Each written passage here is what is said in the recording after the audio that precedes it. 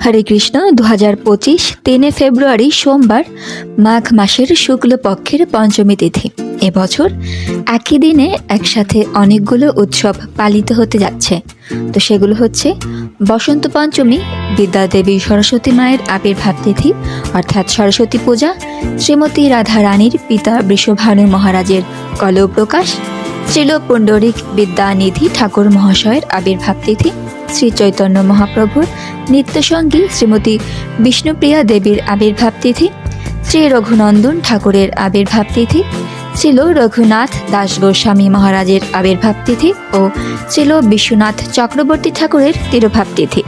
পঞ্চমী তিথি শুরু হবে 2 ফেব্রুয়ারি রবিবার এবং স্থায়ী হবে 3 ফেব্রুয়ারি সোমবার, বাংলাদেশ সকাল সময় 7:22 পর্যন্ত এবং ভারত সময় সকাল 6:52 পর্যন্ত।